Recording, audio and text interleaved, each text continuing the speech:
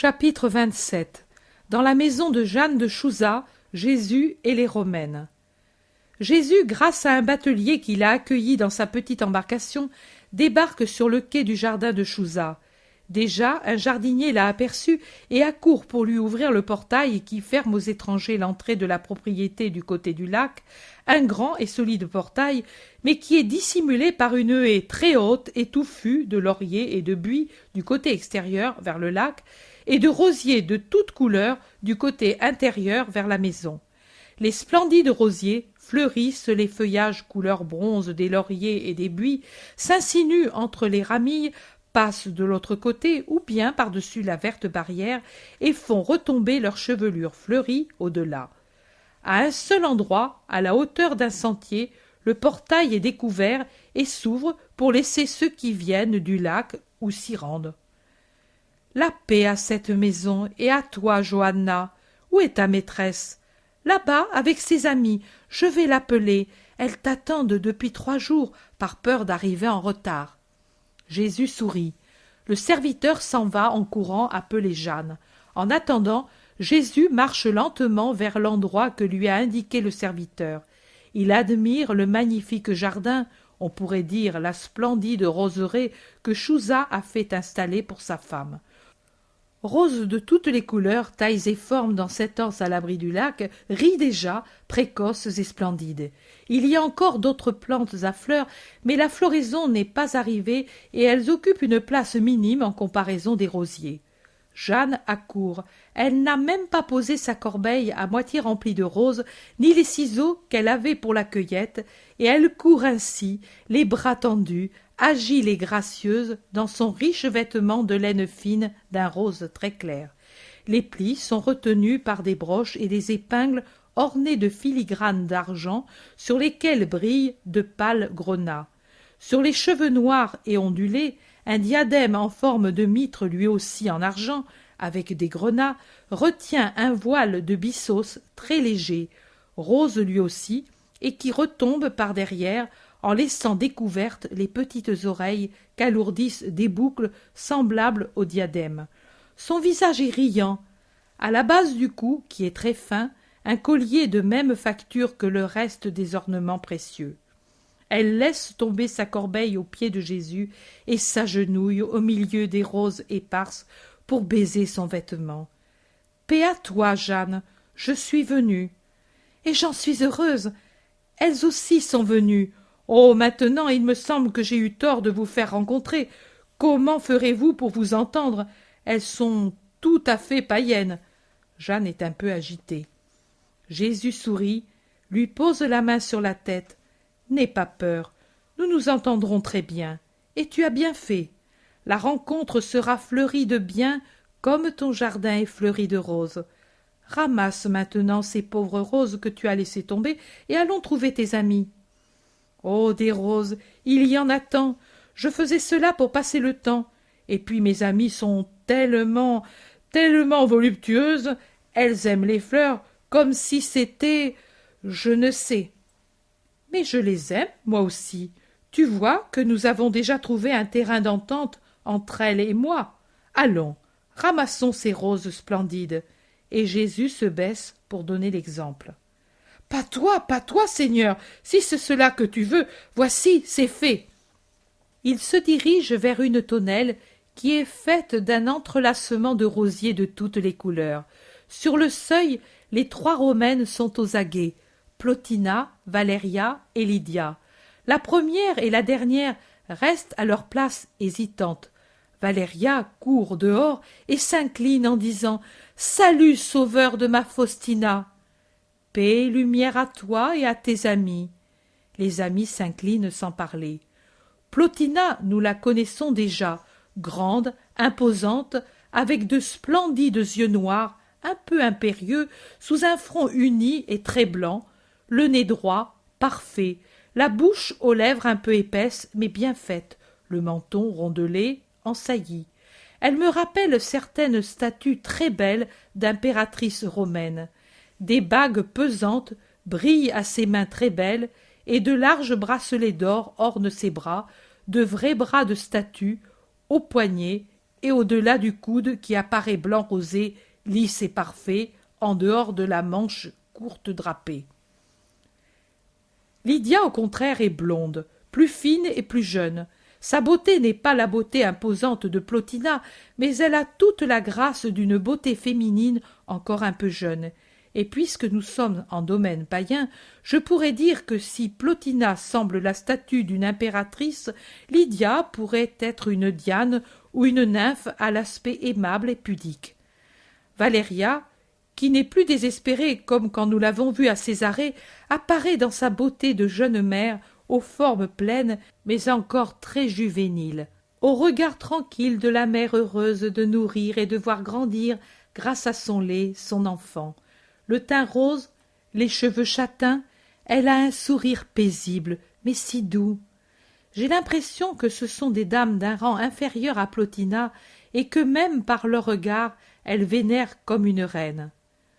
Vous vous occupez de fleurs, continuez, continuez. Nous pourrons parler, même pendant que vous cueillez ces œuvres magnifiques du Créateur que sont les fleurs, et pendant que vous les disposez avec l'habileté dont Rome est maîtresse, dans ces coupes précieuses pour prolonger leur existence, hélas trop brève. Si nous admirons ce bouton de rose qui esquisse à peine le sourire de ses pétales rose jaune, comment ne pourrions-nous pas regretter de le voir mourir? Oh, comme les Hébreux seraient étonnés de me l'entendre dire, mais c'est parce qu'en cette créature qui s'épanouit, il y a une vie, et d'en voir la mort, cela nous peine. Pourtant, la plante est plus sage que nous, elle sait que sur toute blessure de la tige que l'on taille, naît un rejeton qui donnera une nouvelle rose. Et voici alors que notre esprit doit recueillir l'enseignement et faire de l'amour un peu sensuel que l'on a pour une fleur une invitation à une pensée plus haute. Quelle pensée, maître? Demande Plotina, qui écoute attentivement et que séduit la pensée élégante du maître hébreu. Celle-ci. Comme une plante ne meurt pas tant que sa racine est nourrie par le sol et n'est pas entraînée dans la mort par la mort de la tige, ainsi l'humanité ne meurt pas quand cesse la vie terrestre d'un être, mais elle développe sans cesse de nouvelles fleurs. Voici une pensée encore plus élevée, capable de nous faire bénir le Créateur, alors que la fleur, quand elle est morte, ne revit pas, et cela est triste. L'homme, endormi de son dernier sommeil, n'est pas mort, mais il vit d'une vie plus éclatante en recevant, parce qu'il y a de meilleur en lui, une vie éternelle et toute splendeur du Créateur qui l'a formé. Aussi, Valéria, si ta petite était morte, tu n'aurais pas perdu ses caresses. Sur ton âme serait toujours venu le baiser de ta créature séparée, mais pas oublieuse de ton amour. Vois-tu comme il est doux d'avoir foi en une vie éternelle? Où est maintenant ta petite? Dans ce berceau couvert. Je ne m'en étais jamais séparée auparavant, car l'amour pour mon mari et pour ma fille étaient les deux buts de ma vie. Mais maintenant que je sais ce que c'est que de la voir mourir, je ne la quitte pas un seul instant. Jésus se dirige vers un banc sur lequel est posé une sorte de petit berceau de bois recouvert d'une riche couverture. Il la découvre et regarde la petite qui dort et que l'air plus vif éveille doucement. Ses petits yeux s'ouvrent étonnés et un sourire d'ange ouvre sa bouche alors que ses menottes, tout à l'heure fermées, s'ouvrent, désireuses de saisir les cheveux ondoyants de Jésus, pendant qu'un babil de moineaux marque en sa pensée le déroulement d'un discours. Enfin, elle crie le grand mot, le mot universel. « Maman !»« Prends-la, prends-la, dit Jésus qui s'écarte pour permettre à Valéria de se pencher sur le berceau. « Mais elle va t'ennuyer. Je vais appeler une esclave et je la ferai conduire dans le jardin. » « M'ennuyer? Oh, que non! Jamais les enfants ne m'ennuient. Ils sont toujours mes amis. »« Tu as des enfants ou des neveux, maître ?» demande Plotina, qui observe avec quel sourire Jésus essaie de faire rire la petite. Je n'ai ni enfant, ni neveu, mais j'aime les enfants comme j'aime les fleurs, parce qu'ils sont purs et sans malice. Et même, ô femme, donne-moi ta petite, il m'est si doux de serrer sur mon cœur un petit ange. Et il s'assied avec la petite qui l'observe et lui dépeigne la barbe, et puis trouve plus intéressant de s'amuser avec les franges du manteau et le cordon du vêtement auquel elle adresse un long et mystérieux discours. Plotina dit « Notre amie bonne et sage, une des rares qui ne nous dédaigne pas et ne se gâte pas dans notre fréquentation, t'aura dit que nous avons désiré te voir et t'entendre pour te juger d'après ce que tu es, car Rome ne croit pas aux fables. Pourquoi souris-tu, maître ? Après je te le dirai, continue. Car Rome ne croit pas aux fables et elle veut juger avec science et conscience avant de condamner et d'exalter. Ton peuple t'exalte et te calomnie de la même façon. Tes œuvres porteraient à t'exalter, les paroles de nombreux Hébreux à te croire un peu moins qu'un criminel.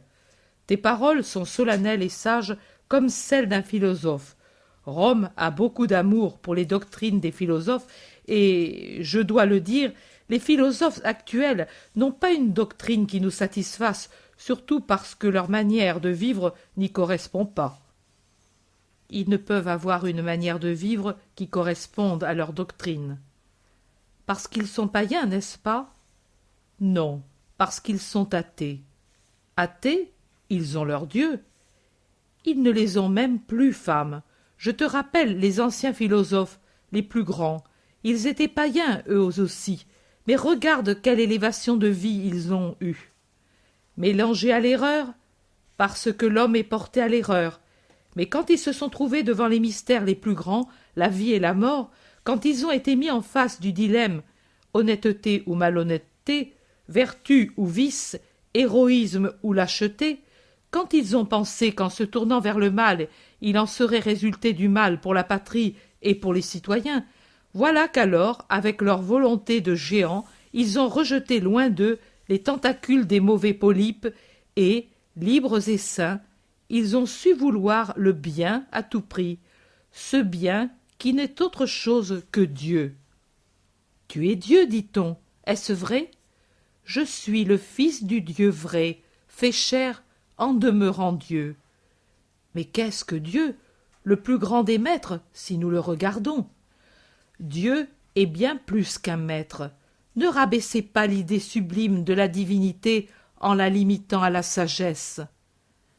La sagesse est une divinité. Nous avons Minerve, c'est la déesse du savoir. Vous avez aussi Vénus, déesse du plaisir. Pouvez-vous admettre qu'un dieu, c'est-à-dire un être supérieur aux mortels, possède, porté à la perfection, tout ce qui est laideur chez les mortels ? Pouvez-vous penser qu'un être éternel est éternellement les petits mesquins avilissants plaisirs de celui qui ne jouit que d'un temps limité, et qu'il en fasse le but de sa vie ? Ne pensez-vous pas quel ciel dégoûtant est ce que vous appelez Olympe, où fermentent les plus mauvaises tendances de l'humanité ? Si vous regardez votre ciel, que voyez-vous ? Luxure, crime, haine, guerre, vol, ripaille, piège, vengeance. Si vous voulez célébrer les fêtes de vos dieux, que faites-vous ? Des orgies. Quel culte leur rendez-vous ?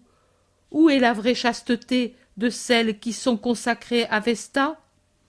Sur quel code divin s'appuient vos pontifes pour rendre un jugement ? Quelles paroles peuvent lire vos augures dans le vol des oiseaux ou dans le fracas du tonnerre ? Et les entrailles sanglantes des animaux sacrifiés, quelles réponses peuvent-elles fournir à vos aruspices ? Tu as dit, Rome ne croit pas aux faibles. Et alors, pourquoi croit-elle que 12 pauvres hommes, en faisant faire le tour des champs à un porc, une brebis et un taureau, et en les immolant ensuite, puissent se rendre propices Cérès ? Si vous avez une infinité de divinités qui se détestent entre elles et aux vengeances desquelles vous croyez ? Non, Dieu est bien autre chose. Il est éternel, unique et spirituel. Mais tu dis que tu es Dieu et tu es chair. Il y a dans la patrie des dieux un autel qui n'est dédié à aucun d'eux. La sagesse humaine l'a dédié au Dieu inconnu, parce que les sages, les vrais philosophes, ont eu l'intuition qu'il existe quelque chose en dehors de ces histoires inventées à l'usage des éternels enfants que sont les hommes, dont les esprits sont enveloppés dans les bandeaux de l'erreur. Si maintenant ces sages, qui ont eu l'intuition qu'il existe quelque chose en dehors de ces mises en scène mensongères, quelque chose de vraiment sublime et divin, qui a fait tout ce qui existe et d'où vient tout ce qu'il y a de bon dans le monde, ont voulu un autel pour le Dieu inconnu, dont ils avaient le sentiment que c'était le vrai Dieu. Comment pouvez-vous donner le nom de Dieu à ce qui n'est pas Dieu et dire que vous savez ce qu'en réalité vous ne savez pas? Sachez donc ce qu'est Dieu pour pouvoir le connaître et l'honorer. Dieu est celui qui par sa pensée a fait du néant le tout. La fable des pierres changées en hommes peut-elle vous persuader et vous satisfaire? En vérité, il y a des hommes plus durs et plus mauvais que la pierre, et il y a des pierres qui sont plus utiles que l'homme. Ne t'est-il pas plus doux, Valéria, de penser en regardant ta petite fille? C'est une vivante volonté de Dieu, créée et formée par lui, dotée par lui d'une seconde vie qui ne meurt pas, de sorte que je l'aurai encore, ma petite Fausta, et pour l'éternité, si je crois au Dieu vrai, au lieu de dire « cette chair rose, ses cheveux plus fins que les fils de l'araignée, ses pupilles sereines viennent d'une pierre », ou encore de dire « je suis en tout semblable à la louve ou à la jument, et comme une brute je m'accouple, comme une brute j'engendre, comme une brute je l'élève, et cette fille est le fruit de mon instinct de brute, et elle est une brute qui me ressemble, et demain, quand elle sera morte, quand je serai morte, nous serons deux charognes qui se dissoudront dans la puanteur et qui jamais plus ne se reverront. Dis-moi ce que ton cœur de mère voudrait de ces deux explications. » Valéria répond « La seconde, certainement pas, Seigneur.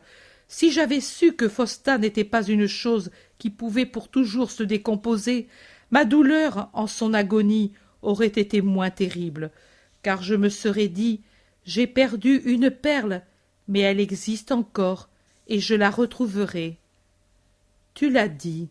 Quand je suis venue vers vous, votre amie m'a dit qu'elle s'étonnait de votre passion pour les fleurs, et elle craignait que cela pût me choquer. Mais je l'ai rassurée en disant « Moi aussi je les aime, et nous nous entendrons donc vraiment bien. Mais je veux vous amener à aimer les fleurs comme j'amène Valéria à aimer son enfant, dont, j'en suis certain, elle aura un plus grand soin maintenant qu'elle sait qu'elle a une âme qui est une parcelle de Dieu enfermée dans une chair engendrée par elle, la maman. Une parcelle qui ne meurt pas et que la maman retrouvera au ciel, si elle croit au Dieu vrai. Il en est ainsi de vous.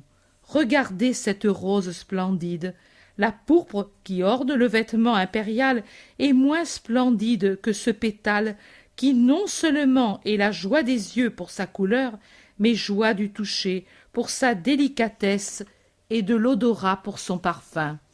Et regardez celle-ci encore, et celle-là, et cette autre. La première, c'est du sang qui a coulé d'un cœur. La seconde, c'est de la neige qui vient de tomber. La troisième, c'est de l'or clair. La dernière semble cette douce figure d'enfant qui sourit sur mes genoux. Et encore, la première est raide sur une grosse tige, presque sans épines, avec un feuillage rougeâtre, comme si on l'avait aspergé de sang. La seconde a quelques épines avec des feuilles mates et pâles le long de la tige. La troisième est flexible comme un jonc, avec des feuilles petites et brillantes comme une cire verte. La dernière semble barrer la route à toute tentative de saisir sa corolle rose, tant elle est parsemée d'épines. Elle semble une lime aux pointes très fines. Maintenant, réfléchissez. Qui a fait tout cela? Comment? Quand? Où? Qu'était cet endroit dans la nuit des temps? Jésus poursuit. Ce n'était rien, rien que des éléments qui s'agitaient sans forme. Un seul, Dieu, a dit « Je veux », et les éléments se séparèrent en se groupant par famille. Un second « Je veux » retentit, et ils se rangèrent l'un dans l'autre, l'eau au milieu des terres, l'un au-dessus de l'autre. L'air et la lumière sur la planète organisée. Encore un « Je veux », et ce furent les plantes, et puis ce furent les étoiles, et puis les animaux, et puis l'homme. Et pour que l'homme eût plaisir, comme de jouets splendides, Dieu offrit à son préféré des fleurs, des astres, et comme dernier don, lui donna la joie de procréer, et non ce qui meurt, mais ce qui survit à la mort par le don de Dieu, qu'est l'âme. Ces roses sont autant de volonté du Père. Son infinie puissance se manifeste dans une infinité de beauté. Mes explications sont entravées parce qu'elles se heurtent au bronze résistant de vos croyances, mais j'espère que pour une première rencontre nous nous sommes déjà un peu compris, que votre âme travaille sur ce que j'ai dit. Avez-vous des questions à poser? Posez-les. Je suis ici pour vous éclairer. L'ignorance n'est pas chose honteuse. Il est honteux de rester dans l'ignorance quand il y a quelqu'un tout disposé à éclairer les doutes. Et Jésus, comme s'il était le plus adroit des pères, sort de la tonnelle en soutenant la petite qui fait ses premiers pas et qui veut aller vers un jet d'eau qui ondule au soleil. Les dames restent où elles sont pour parler entre elles, et Jeanne, prise entre deux désirs, reste sur le seuil de la tonnelle. Enfin Lydia se décide, et après elle les autres, et va vers Jésus qui rit parce que la petite veut saisir le spectre solaire que produit le jet d'eau et ne prend que la lumière, et elle insiste, piaillant comme un poussin avec ses lèvres roses. Lydia dit « Maître, je n'ai pas compris pourquoi tu as dit que nos maîtres ne peuvent avoir une bonne manière de vivre puisqu'ils sont athées. Ils croient à un Olympe, mais ils croient. Ils n'ont plus que l'extérieur de la croyance.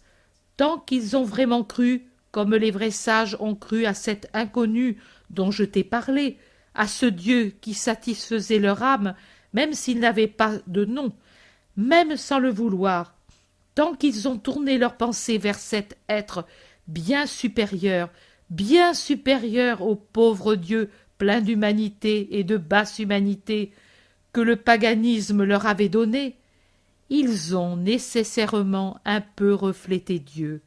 L'âme est un miroir qui renvoie la lumière et un écho qui renvoie les paroles. Quoi, maître? Dieu. C'est une grande parole. C'est une grande vérité. Valéria, que séduit la pensée de l'immortalité, demande.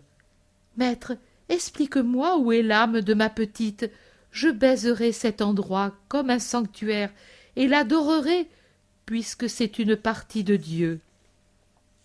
L'âme, c'est comme cette lumière que ta petite Fausta veut saisir, et elle ne le peut parce qu'elle est incorporelle, mais elle existe. Moi, toi, tes amis la voient. L'âme est visible aussi en tout ce qui différencie l'homme de la brute. Quand ta petite te dira ses premières pensées, pense que cette intelligence, c'est son âme. Quand elle t'aimera non par instinct, mais par raison, pense que cet amour, c'est son âme. Quand elle grandira à tes côtés, belle non seulement en son corps, mais en sa vertu, pense que cette beauté, c'est son âme. Et n'adore pas l'âme, mais Dieu qui l'a créée, Dieu qui veut se faire un trône de toute âme bonne. Mais où est cette chose incorporelle et sublime? Dans le cœur? Dans le cerveau? Elle est dans tout ce qu'est l'homme, elle vous contient, et elle est contenue en vous. Quand elle vous quitte, vous devenez des cadavres. Quand elle est tuée par un crime que l'homme commet contre lui-même, vous êtes damnés, séparés pour toujours de Dieu. Plotina demande: Tu admets donc que le philosophe qui nous a déclarés immortels avait raison, bien que païen? Je ne l'admets pas, je fais davantage, je dis que c'est un article de foi. L'immortalité de l'âme, c'est-à-dire l'immortalité de la partie supérieure de l'homme, est le mystère le plus certain et le plus consolant de la croyance. C'est ce qui nous donne l'assurance de notre origine, de notre but, de ce que nous sommes, et nous enlève l'amertume de toute séparation. Plotina réfléchit profondément. Jésus l'observe et se tait. Enfin elle demande: Et toi, tu as une âme? Jésus répond: Certainement. Mais es-tu Dieu ou non? Je suis Dieu, je te l'ai dit, mais maintenant j'ai pris une nature d'homme. Et sais-tu pour quel motif? Parce que, par ce sacrifice seulement, je pouvais résoudre les difficultés qui dépassent votre raison. Et après avoir abattu l'erreur, en libérant la pensée, je pouvais libérer aussi l'âme d'un esclavage que pour l'heure je ne puis t'expliquer. C'est pour cela que j'ai enfermé la sagesse dans un corps, la sainteté dans un corps, la sagesse, je la répands comme la semence sur la terre, comme le pollen au vent. La sainteté, comme d'une amphore précieuse que l'on a brisée, coulera sur le monde à l'heure de la grâce et sanctifiera les hommes. Alors le Dieu inconnu sera connu. Mais tu es déjà connu. Ceux qui mettent en doute ta puissance et ta sagesse sont mauvais ou menteurs. Je suis connu, mais ce n'est qu'une aube. Le midi sera rempli de la connaissance de moi. Que sera ton midi? Un triomphe? Le verrai-je, moi? En vérité, ce sera un triomphe, et tu y seras, car tu as la nausée de ce que tu sais et le désir de ce que tu ignores. Ton âme a faim. C'est vrai, j'ai faim de vérité. Je suis la vérité. Donne-toi alors à moi qui suis affamé. Tu n'as qu'à venir à ma table, ma parole est pain de vérité. Lydia demande craintive: Mais que diront nos dieux si nous les abandonnons? Ne se vengeront-ils pas sur nous? Femme, as-tu jamais vu le brouillard du matin? Les prés disparaissent sous une vapeur qui les cache. Vient le soleil et le brouillard s'évapore. Les prés resplendissent plus beaux. Vos dieux, c'est cela, le brouillard d'une pauvre pensée humaine. Elle ignore Dieu et elle a besoin de croire, car la foi est l'état permanent et nécessaire de l'homme. Alors, elle a créé cet Olympe, vraie fable illusoire. Ainsi, vos dieux au lever du soleil, le Dieu vrai, se dissiperont dans vos cœurs sans pouvoir vous nuire, car ils n'existent pas. Il faudra t'écouter encore, beaucoup. Nous sommes absolument devant l'inconnu. Tout ce que tu dis est nouveau. Mais cela te répugne-t-il? Ne peux-tu l'accepter? Plotina répond avec assurance: Non, je me sens plus fière de ce peu que maintenant je sais, et que César ne connaît pas, que de mon patronyme. Et alors, persévère, je vous laisse avec ma paix. Jeanne désolée dit: Mais comment? Tu ne restes pas, monseigneur? Je ne reste pas, j'ai beaucoup à faire. Oh, moi qui voulais te dire ma peine! Jésus, qui s'est mis en route après les salutations des Romaines, se retourne et dit: Viens jusqu'à la barque, tu me diras ton ennui. Jeanne va et dit: Chouza veut m'envoyer pour quelque temps à Jérusalem, et j'en suis chagrinée. Il le fait car il ne veut pas que je sois davantage reléguée maintenant que je suis en bonne santé. Toi aussi tu te crées des nuées illusoires. Jésus a déjà un pied dans la barque.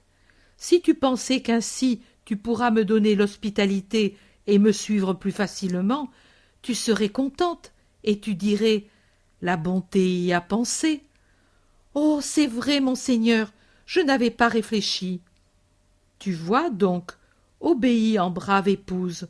L'obéissance te donnera la récompense de m'avoir pour la prochaine Pâque, et l'honneur de m'aider à évangéliser tes amis. La paix soit toujours avec toi. La barque se détache, et tout prend fin. Chapitre 28. Aglaé dans la maison de Marie à Nazareth. Marie travaille paisiblement à une toile. C'est le soir, toutes les portes sont fermées, une lampe à 3 becs éclaire la petite pièce de Nazareth et surtout la table près de laquelle la Vierge est assise. La toile, peut-être un drap, retombe du coffre et de ses genoux jusqu'à terre, et Marie, vêtue de bleu foncé, semble émerger d'un tas de neige. Elle est seule. Elle coud avec agilité, la tête penchée sur son travail, et la lampe éclaire le haut de sa tête en y produisant des reflets d'or clair. Le reste du visage est dans la pénombre. Dans la pièce bien rangée règne le plus grand silence, et même de la rue, déserte pendant la nuit, n'arrive aucun bruit, et du jardin non plus. La lourde porte, qui, de la pièce où Marie travaille, celle où elle prend habituellement ses repas et où elle reçoit les amis, donne sur le jardin, est fermée. Elle empêche de pénétrer même au bruit de la fontaine dont l'eau se déverse dans le bassin. C'est vraiment le silence le plus profond. Je voudrais savoir où se trouve la pensée de la Vierge pendant que ses mains travaillent activement. Un coup discret à la porte qui donne sur la rue. Marie lève la tête, écoute, mais le coup a été si léger que Marie doit penser qu'il est produit par un animal nocturne ou par un peu de vent qui a secoué la porte. Elle penche de nouveau la tête sur son travail, mais le coup se fait entendre plus distinctement. Marie se lève et va vers la porte. Elle demande avant d'ouvrir « Qui frappe ?» Une faible voix répond « Une femme, au nom de Jésus, pitié pour moi !» Marie ouvre tout de suite en soulevant la lampe pour voir qui est cette pèlerine. Elle voit un tas d'étoffes, un enchevêtrement d'où rien ne transparaît, un pauvre enchevêtrement qui reste courbé dans une profonde inclination quand elle dit « Salut, maîtresse !» et elle répète encore « Au nom de Jésus, pitié pour moi !» Entre et dis-moi ce que tu veux. Je ne te connais pas. Personne ne me connaît, et beaucoup me connaissent, maîtresse. Le vice me connaît, et la sainteté me connaît, mais j'ai besoin que maintenant la pitié m'ouvre les bras, et tu es la pitié. Et elle pleure. Mais entre donc et dis-moi, tu m'en as dit assez pour que je comprenne que tu es une malheureuse, mais qui tu es, je ne le sais pas encore. Ton nom, ma sœur. Oh non, pas ma sœur, je ne puis être ta sœur. Tu es la mère du bien, moi, je suis le mal. Et elle pleure toujours plus fort sous son manteau qui la cache tout entière. Marie pose la lampe sur un siège, prend la main de l'inconnu agenouillée sur le seuil et la force à se lever. Marie ne la connaît pas. Moi, oui, c'est la femme voilée de la Belle Eau. Elle se lève, humiliée, tremblante, secouée par ses pleurs, et elle hésite encore à entrer en disant « Je suis une païenne, maîtresse, pour vous Hébreux, ordure, même si j'étais sainte, mais 2 fois ordure, car je suis une prostituée. Si tu viens à moi, Si tu cherches mon fils à travers moi, tu ne peux être qu'un cœur qui se repent. Cette maison accueille tout ce qui s'appelle douleur. Et elle l'attire à l'intérieur, en fermant la porte, remet la lampe sur la table, lui offre un siège en lui disant « Parle ». Mais la femme voilée ne veut pas s'asseoir. Un peu penchée, elle continue de pleurer. Marie est devant elle, douce et majestueuse. Elle attend en priant que son chagrin se calme. Je la vois qui prie par toute son attitude, bien que rien en elle ne révèle qu'elle prie. Ni les mains qui tiennent toujours la petite main de la voilée, ni les lèvres qui sont closes. Enfin, les larmes s'arrêtent. La femme s'essuie le visage avec son voile et dit ensuite « Et pourtant, je ne suis pas venue de si loin pour rester inconnue. C'est l'heure de ma rédemption, et je dois me découvrir pour te montrer de combien de plaies est couvert mon cœur. Et tu es une mère, et sa mère, tu auras donc pitié de moi. » « Oui, ma fille. »« Oh oui, appelle-moi ma fille. J'avais une mère, et je l'ai abandonnée. On m'a dit depuis qu'elle est morte de chagrin. J'avais un père, il m'a maudite, et il dit aux gens de la ville « Je n'ai plus de fille. » Elle a une crise violente de larmes. Marie devient pâle de peine, mais elle lui met la main sur la tête pour la réconforter. La femme reprend « Je n'aurai plus personne qui m'appelle ma fille. Oui, ainsi, caresse-moi ainsi, comme le faisait ma maman, quand j'étais pure et bonne. Permets-moi de baiser cette main et d'essuyer avec elle mes larmes. Mes larmes seules ne me lavent pas.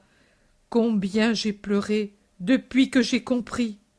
Auparavant j'avais pleuré aussi, car c'est horrible de n'être qu'une chair vendue, insultée par l'homme. Mais ce n'étaient que les plaintes d'un animal brutalisé qui hait et se révolte contre celui qui le torture et le souille toujours plus. Car je changeais de maître, mais c'était toujours la même bestialité. Depuis 8 mois je pleure parce que j'ai compris. J'ai compris ma misère, ma pourriture. J'en suis couverte, saturée, et j'en ai la nausée. Mais mes pleurs toujours plus conscients ne me lavent pas encore. Ils se mélangent à ma pourriture et ne la lavent pas. Ô mère, essuie mes larmes, et je serai purifiée de façon à pouvoir approcher mon Sauveur. Oui, ma fille, oui, assieds-toi ici avec moi et parle paisiblement. Abandonne tout ce poids ici, sur mes genoux de mère. Et Marie s'assied. Mais la femme glisse à ses pieds et veut parler ainsi. Elle commence doucement. « Je suis de Syracuse, j'ai 26 ans. J'étais la fille d'un intendant, diriez-vous. Nous disons du procurateur d'un grand seigneur romain. J'étais fille unique, je vivais heureuse. Nous habitions près de la plage, dans une très belle villa dont mon père était l'intendant. De temps à autre, le propriétaire de la villa venait, ou sa femme et ses enfants. Ils nous traitaient bien, et ils étaient gentils avec moi. Les filles jouaient avec moi. Ma maman était heureuse, elle était fière de moi. J'étais belle, j'étais intelligente, tout me réussissait. Mais j'aimais davantage les choses frivoles que les bonnes. À Syracuse, il y a un grand théâtre beau, vaste. Il sert aux jeux et aux comédies. Dans les comédies et les tragédies qu'on y donne, on emploie beaucoup les mimes. Ils soulignent par leur danse muette ce qu'exprime le cœur. Tu ne sais pas, mais même avec les mains, avec les mouvements du corps, nous pouvons exprimer les sentiments de l'homme agité par quelque passion. On forme dans une palestre contiguë au théâtre des adolescents et des adolescentes au métier de mime. Ils doivent être beaux comme des dieux et agiles comme des papillons.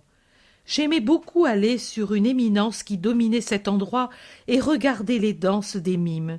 Et puis, je les refaisais sur les prés fleuris, sur le sable blond de ma terre, dans le jardin de la villa.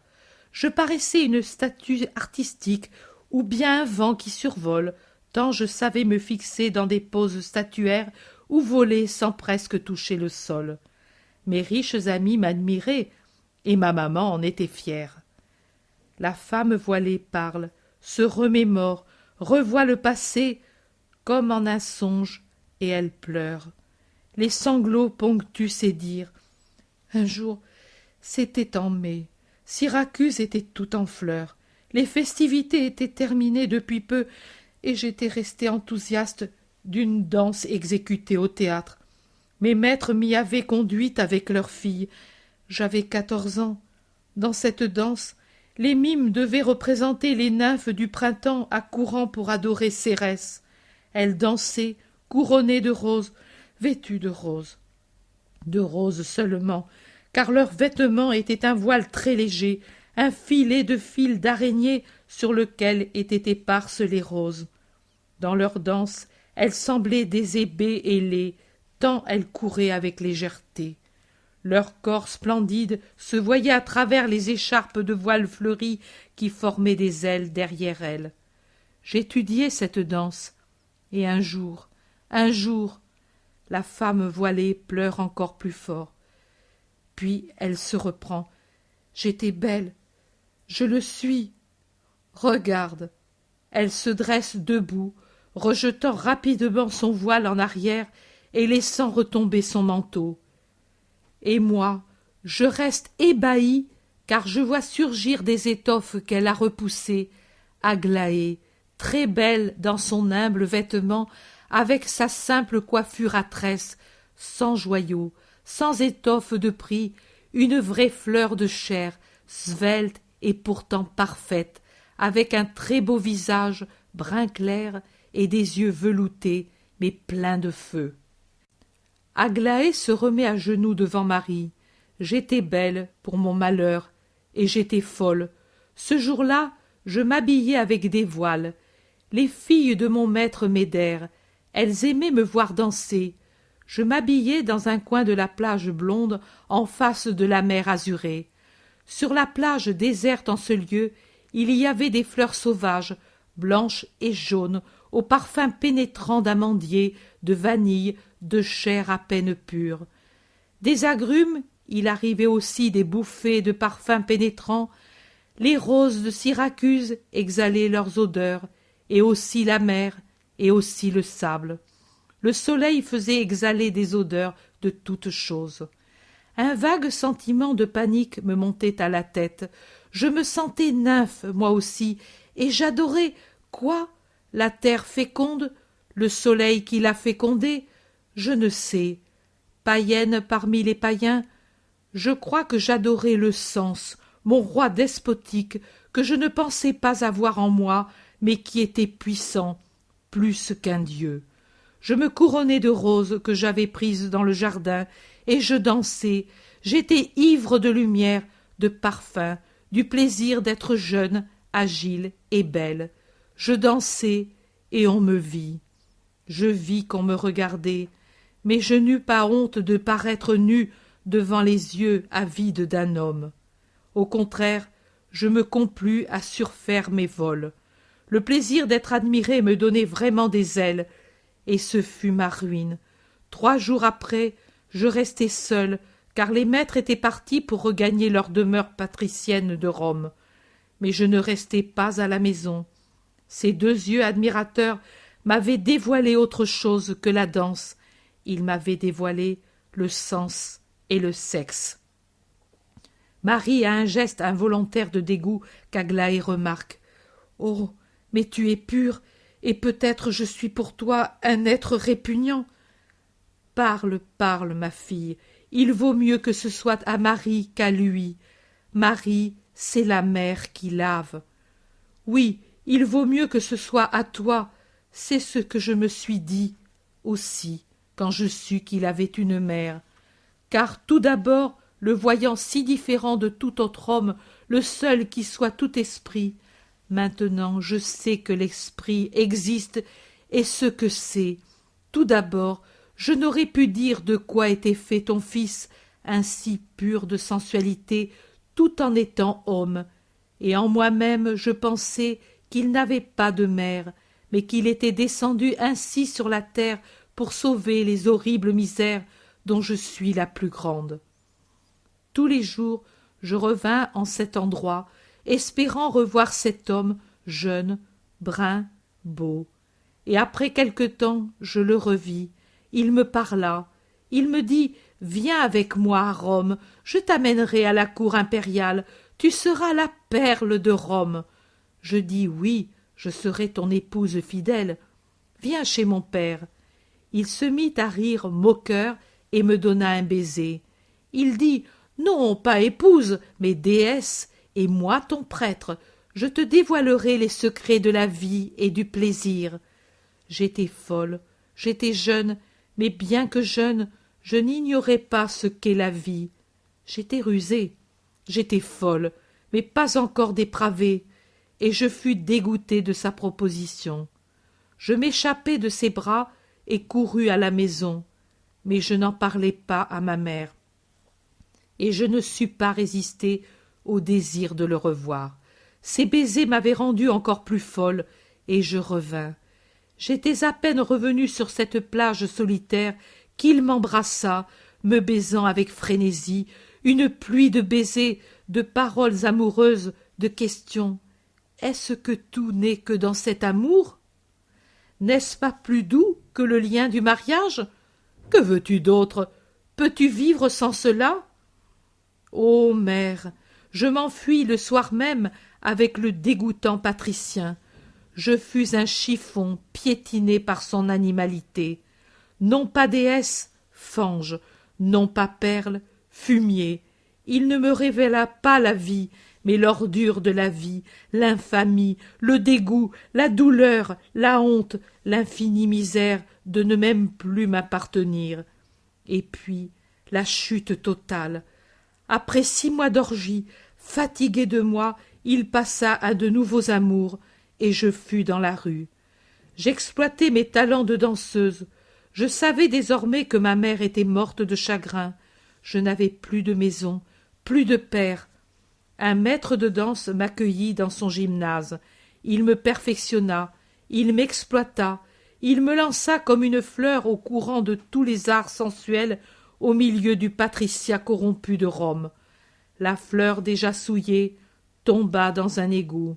Ce furent 10 années de descente dans l'abîme, toujours plus bas. Puis on m'amena ici pour charmer les loisirs d'Hérode, et je fus prise par un nouveau maître. Oh, il n'y a pas de chien enchaîné qui soit plus enchaîné que l'une de nous. Et il n'y a pas d'éleveur de chiens plus brutal que l'homme qui possède une femme. Mère, tu trembles, je te fais horreur. Marie s'est porté la main au cœur comme si elle avait reçu un coup, mais elle répond « Non, pas toi. Ce qui me fait horreur, c'est le mal qui domine tant la terre. » Continue, pauvre enfant. Il m'amena à Hébron. J'étais libre, j'étais riche, oui, parce que je n'étais pas en prison et que j'étais couverte de bijoux. Non, parce que je ne pouvais voir que ceux que lui voulait, et je ne pouvais même plus disposer de moi. Un jour il vint à Hébron un homme, l'homme ton fils. Cette maison lui était chère, je le sus et l'invitai à entrer. Siamais n'était pas là, et par la fenêtre j'avais déjà entendu des paroles et vu une personne qui m'avait bouleversée. Mais je te jure, ô mère, que ce ne fut pas la chair qui me poussa vers ton Jésus. Ce fut une chose que lui me révéla, qui me poussa sur le seuil, méprisant les plaisanteries du vulgaire, pour lui dire « Entre ». Ce fut mon âme dont j'eus alors la révélation. Il me dit « Mon nom veut dire sauveur. Je sauve ceux qui ont un vrai désir d'être sauvés. Je sauve en enseignant à être pur, à vouloir la souffrance, mais l'honneur. Le bien à tout prix. Je suis celui qui cherche ceux qui sont perdus, celui qui donne la vie. Je suis pureté et vérité. Il me dit que j'avais aussi, moi, une âme, et que je l'avais tuée par ma manière de vivre, mais il ne me maudit pas, ne se moqua pas de moi, il ne me regarda pas un instant, le premier homme qui ne me dévisagea pas d'un regard avide, car j'ai la terrible malédiction d'attirer l'homme. Il me dit que qui le cherche le trouve, parce que lui se trouve où l'on a besoin de médecins et de remèdes. Et il est parti. Mais ses paroles étaient ici, et elles ne sont plus sorties. Il m'a dit que son nom voulait dire sauveur, comme pour commencer à me guérir. Ces paroles m'étaient restées, ainsi que ses amis les bergers. Et je fis le premier pas en leur donnant l'obole et en demandant leur prière. Et puis, je me suis enfui. Ô sainte fugue que celle-là! J'ai fui le péché à la recherche du Sauveur. Je suis allée le chercher, certaine de le trouver, parce que lui me l'avait promis. On m'envoya auprès d'un homme du nom de Jean, en me disant que c'était lui. Mais ce n'était pas lui. Un Hébreu me dirigea vers la belle eau. Je vivais en vendant l'or que j'avais en grande quantité. Pendant les mois où j'étais à sa recherche, j'avais dû me couvrir le visage pour n'être pas reprise, et parce que réellement Aglaé était ensevelie sous ce voile, morte la vieille Aglaé. Il y avait sous ce voile sa pauvre âme blessée et exsangue qui cherchait son médecin. Bien des fois, j'ai dû fuir l'homme qui me poursuivait, bien qu'ainsi camouflé dans mon vêtement. Même un des amis de ton fils. À la belle eau, je vivais comme une bête, pauvre mais heureuse. Les averses et le fleuve me purifièrent moins que ces paroles. Oh, aucune ne s'est perdue. Une fois, il pardonna à un assassin. J'entendis, et je fus sur le point de lui dire « Pardonne-moi à moi aussi ». Une autre fois, il parla de l'innocence perdue. Oh, quels pleurs de regret! Une autre fois, il guérit un lépreux, et je fus sur le point de crier « Purifie-moi de mon péché ». Une autre fois, il guérit un fou, et c'était un Romain, et je pleurais, et il me fit dire que les patries passent, mais que le ciel reste. Un soir de tempête, il m'accueillit dans la maison, et puis il me fit trouver un logement par le régisseur, et il me fit dire par un enfant « Ne pleure pas, ô sa bonté, ô ma misère, si grande toutes les deux que je n'osais pas apporter ma misère à ses pieds, bien que l'un des siens m'eût instruit la nuit sur l'infinie miséricorde de ton Fils. » Et puis il fut exposé au piège de gens qui voulaient voir un péché dans le désir qu'avait une âme de renaître. Mon Sauveur est parti, et moi je l'ai attendu, mais l'attendait aussi la vengeance de gens bien plus indignes que moi de le regarder, car moi j'ai péché en païenne contre moi-même, alors qu'eux pêchent, connaissant déjà Dieu, contre le Fils de Dieu. Et ils m'ont frappé, et plus que leur pierre m'a blessé leur accusation, plus que dans ma chair, ils m'ont blessé dans ma pauvre âme en la menant à désespérer. Oh, la lutte terrible avec moi-même, déchirée, sanglante, blessée, fiévreuse, privée de mon médecin, sans toi, sans pain, j'ai regardé en arrière, devant moi. Le passé me disait « Reviens », le présent me disait « Tue-toi », l'avenir me disait « Espère ». J'ai espéré, je ne me suis pas tué. Je le ferai si lui me chassait, car je ne veux plus être ce que j'étais. Je me suis traîné jusqu'à un pays à la recherche d'un abri. Mais j'ai été reconnu. Comme une bête, j'ai dû fuir, ici, là, toujours poursuivie, toujours méprisée, toujours maudite, parce que je voulais être honnête, et parce que j'avais déçu ceux qui, par mon intermédiaire, voulaient frapper ton fils. En suivant le fleuve, Je suis remonté jusqu'en Galilée, et je suis venu ici. Tu n'y étais pas. Je suis allé à Capharnaüm. Tu venais d'en partir.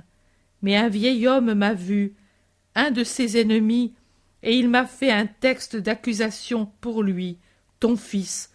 Et comme je pleurais sans réagir, il m'a dit, tout pourrait changer pour toi si tu voulais être ma maîtresse et ma complice pour accuser le rabbi nazaréen. Il suffit que tu dises devant mes amis que lui était ton amant. Je me suis enfui, comme quelqu'un qui verrait s'ouvrir un buisson de fleurs sous un nid de serpents. Aglaé poursuit. J'ai compris de cette façon que je ne puis aller à ses pieds, et je viens aux tiens. Voici, piétine-moi, je ne suis que boue. Voici, chasse-moi, je suis la pécheresse. Voici, dis-moi mon nom, prostituée. J'accepterai tout de toi, mais aie pitié de moi, mère. Prends ma pauvre âme souillée et porte-la à lui. C'est un péché que de remettre entre tes mains ma luxure, mais il n'y a que là qu'elle sera protégée du monde qui la veut et deviendra pénitence. Dis-moi comment je dois faire, dis-moi ce que je dois faire, dis-moi quels moyens je dois mettre en œuvre pour n'être plus Aglaé. Que dois-je mutiler en moi? Qu'est-ce que je dois m'arracher pour n'être plus péché, plus séduction, pour n'avoir plus rien à craindre de moi-même et de l'homme? Dois-je m'arracher les yeux? Dois-je me brûler les lèvres? Dois-je me couper la langue? Les yeux, les lèvres, la langue m'ont servi à faire le mal. Je ne veux plus le mal, et je suis disposé à me punir, et à les punir en les sacrifiant. Où veux-tu que je m'arrache ces reins avides qui m'ont poussé à des amours dépravés, ces entrailles insatiables dont je crains toujours le réveil? Dis-moi, dis-moi comment l'on fait pour oublier que l'on est femme, et comment l'on fait pour faire oublier que l'on est femme. Marie est bouleversée, elle pleure, elle souffre, mais les seuls signes de sa douleur, ce sont les larmes qui tombent sur la repentie. Je veux mourir pardonnée, je veux mourir sans autre souvenir que mon Sauveur, je veux mourir avec sa sagesse pour ami, et je ne peux plus l'approcher, car le monde nous guette, lui et moi, pour nous accuser. Aglaé pleure, jetée par terre comme une vraie loque. Marie se lève en murmurant tout angoissée. Comme il est difficile d'être rédempteur. Aglaé, qui entend ce murmure et voit sa réaction, gémit. Tu le vois, tu vois qu'à toi aussi j'inspire le dégoût. Maintenant je m'en vais. C'est fini pour moi. Non, ma fille, non, ce n'est pas fini. Pour toi maintenant, c'est le commencement. Écoute, pauvre âme, ce n'est pas pour toi que je gémis, mais pour le monde cruel. Je ne te laisse pas partir, mais je te recueille, pauvre hirondelle que la bourrasque a abattue contre mes murs. Je t'amènerai à Jésus, et lui t'indiquera le chemin de la rédemption. Je n'espère plus, le monde a raison, je ne puis être pardonnée. Par le monde, non, mais par Dieu, oui. Laisse-moi te parler au nom du suprême amour qui m'a donné un fils pour que je le donne au monde. Il m'a sorti de la bienheureuse ignorance de ma virginité consacrée pour que le monde ait le pardon. Il m'a tiré le sang, non de l'enfantement, mais du cœur, en me révélant que mon fils est la grande victime. Regarde-moi, ma fille, il y a dans ce cœur une grande blessure. Elle gémit depuis 30 ans et plus. Elle s'élargit de plus en plus et me consume. Sais-tu quel nom elle a? Douleur? Non, amour. Et c'est cet amour qui me saigne pour que le Fils ne soit pas seul à opérer le salut. C'est l'amour qui met en moi un feu pour que je purifie ceux qui n'osent pas aller vers mon Fils. C'est l'amour qui me donne les pleurs pour que je lave les pécheurs. Tu voulais mes caresses, je te donne mes larmes qui déjà te blanchissent pour que tu puisses regarder mon Seigneur. Ne pleure pas ainsi, tu n'es pas la seule pécheresse qui vient au Seigneur et repart rachetée. Il y en a eu d'autres, et il y en aura d'autres. Doutes-tu que lui puisse te pardonner? Mais ne vois-tu pas en tout ce qui t'est arrivé une mystérieuse volonté de la bonté divine? Qui t'a amené en Judée? Qui t'a conduite dans la maison de Jean? Qui t'a mise à la fenêtre ce matin-là? Qui a allumé une lumière pour éclairer ses paroles? Qui t'a donné la capacité de comprendre que la charité unie à la prière de celui qui reçoit un bienfait obtient l'aide de Dieu? Qui t'a donné la force de t'enfuir de la maison de Samaï?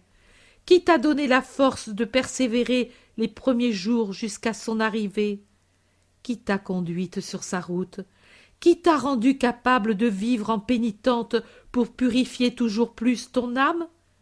Qui t'a rendu l'âme d'une martyre, l'âme d'une croyante, une âme persévérante, une âme pure? Oui, ne secoue pas la tête. Crois-tu qu'il n'y a de pur que celui qui n'a pas connu le sens? Crois-tu que l'âme ne puisse plus jamais redevenir vierge et belle? Ô ma fille, mais entre ma pureté qui est tout entière grâce du Seigneur et ton héroïque ascèse pour retourner vers le sommet de ta pureté perdue, crois que c'est la tienne qui est la plus grande. C'est toi qui l'as construit contre le sens, le besoin et l'habitude. Pour moi, c'est un don naturel, comme la respiration. Toi, tu dois briser au vif dans ta pensée tes affections, la chair, pour ne pas te souvenir, pour ne pas désirer, pour ne pas succomber. Moi? Oh, est-ce qu'une petite enfant de quelques heures peut désirer la chair? Et en a-t-elle le mérite de ne pas le faire? Ainsi pour moi. Je ne sais pas ce qu'est cette tragique fin qui a fait de l'humanité une victime.